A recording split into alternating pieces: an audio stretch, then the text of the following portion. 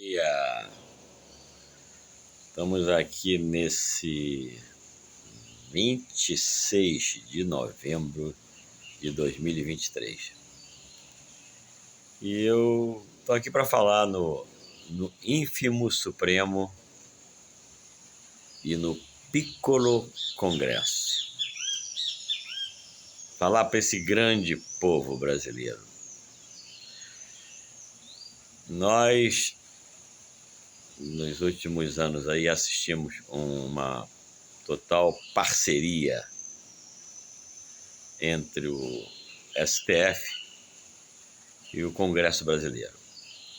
Uma total parceria irmanada entre os ministros do Supremo Tribunal Federal e o presidente do Senado Federal e o presidente da Câmara dos Deputados, que representam o Congresso brasileiro. E agora, ultimamente, nós começamos a ver alguns embates que a gente não via no governo passado. Tipo, quando o Supremo, por uma decisão monocrática de um ministro, mandou prender um deputado federal que tem prerrogativa para falar o que ele quiser. Xingar, mentir. O deputado federal, um congressista, tem o direito constitucional de falar o que quiser, sem ser amostrado por ninguém, em qualquer nível, mesmo por um juiz do Supremo e mesmo pela corte inteira. Nós vimos deputado federal ser preso, e está preso até hoje. Está lá preso até hoje. Um deputado federal. Nós vimos a Constituição brasileira vir sendo rasgada de anos para cá. E o Congresso Nacional calado. Tanto o presidente da Câmara quanto o presidente do Senado, que se reelegeram.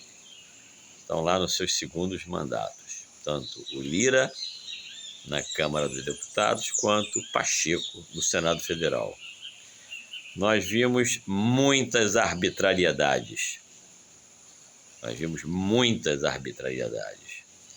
Nós vimos a prisão das 1.600 pessoas. Agora a morte recente de um dos prisioneiros que nem processo tiveram e muito menos julgamento. E muito menos direito aos autos pelos seus advogados. Calados, tanto Pacheco quanto o Lira. Por quais interesses? Então, eu até fiz um samba enredo em 2019, falando no ínfimo Supremo. Para mim, o Supremo nunca será Supremo, pelo menos esse Supremo que eu conheço nos últimos anos. Para mim é o ínfimo Supremo. Seria em vez de Supremo Tribunal Federal, seria o ínfimo Tribunal Federal. Enfim, mas eu queria falar mais sobre o outro lado, o Piccolo Congresso, com o presidente do Senado e o presidente da Câmara. Por que será que agora o presidente do Senado se colocou pela questão da PEC, já que houve a orientação do governo de votar em contra, e agora ele botou em votação aquela PEC que determina que assuntos constitucionais não podem ser decididos apenas por um ministro do Supremo, por decisão monocrática, tem que ser pela corte. Por que isso tudo o Pacheco botou em votação agora? Se tantos outros assuntos tão importantes e mais importantes do que esse, como a prisão do advogado, do deputado, como as prisões dos 1.600 brasileiros patriotas, ele ficou quieto. E tantos outros casos, tantas outras aberrações, A decisão de liberar o Lula daquele sem que houvesse uma declaração de liberdade por tudo que ele fez, não, simplesmente uma descondenação. todo mundo calado. Bom, a leitura é que tanto... Outra coisa, o presidente do Senado, como o presidente da Câmara, eles hoje botam em votação o que lhes interessa. Então, olha só, um ministro do Supremo decide por ele próprio o rumo do Brasil, em qualquer matéria. Assim como o presidente do Senado ou o presidente da Câmara decide por conta própria não colocar em votação algo que o Congresso está pedindo que seja colocado em votação. Então, a questão da decisão monocrática do Supremo, ela é tão ou mais grave, ou tão grave quanto igual a um presidente do Senado e da Câmara que não botam em votação uma matéria que está sendo solicitada pelos seus membros que estão ali para representar o povo. Simplesmente eles sentam em cima daquele pedido, como sentaram em cima do pedido de inúmeros pedidos de votação para destituição dos ministros do Supremo, e não colocaram em votação. Por interesses? Por quais interesses?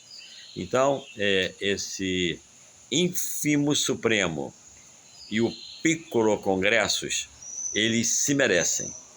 Agora, por que exatamente agora, né, num novo governo, um governo que foi pedido por todos, ligados à corja brasileira, por que agora tanto o presidente do Senado se porta dessa maneira, colidindo com o Supremo, retribuindo as falas agressivas do juiz do Supremo? Antes ficava calado o tempo todo, era passivo, era conivente. E por que agora também o Lira entra na briga também com o tal do veto, da desoneração, que o governo foi contra e agora o Lira entrou e está contra também o governo, também está peitando o Supremo? Por que isso, gente? Por que será? Nós estamos entrando em 2024, eles já estão olhando 2026, o que o Lira vai querer ser, o que o Pacheco vai querer ser. Já estão dizendo que o Pacheco vai querer ser o indicado pelo Lula para ser o candidato ao governo de Minas, já que o SEMA já vai ter que sair do segundo mandato. Os interesses particulares é que estão em jogo. O que vai lhes dar mais de posição para a sua carreira? Sim, porque são carreiristas. Então, a solução do Brasil não está em acabar com esse STF, a solução não está em acabar com esse Congresso, a solução está em formar um povo educado, com alfabetização comportamental, que saiba cada um dos brasileiros qual é a sua missão aqui. A sua missão aqui é de construção de uma verdade para o todo, não só para si próprio, não só para sua família, não só para os seus amigos íntimos. O Brasil é um país dos seus amigos íntimos, né? Das empregabilidades dos seus amigos, dos seus parentes, dos seus eleitores. Nós temos que ser um país do todo, um país universal, que não pense só no seu bairro, na sua cidade, no seu país, que pense no mundo, que tenha espiritualidade na base e que tenha uma alfabetização comportamental.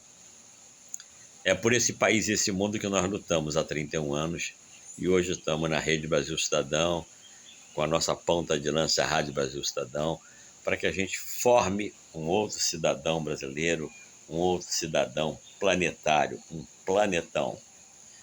Porque com esse povo que nós temos, e quando eu falo do Brasil, eu levo isso hoje para o mundo, muitas outras culturas e educações que eram maravilhosas hoje estão completamente combalidas, né, pela realidade do terceiro milênio que se apresentou aí.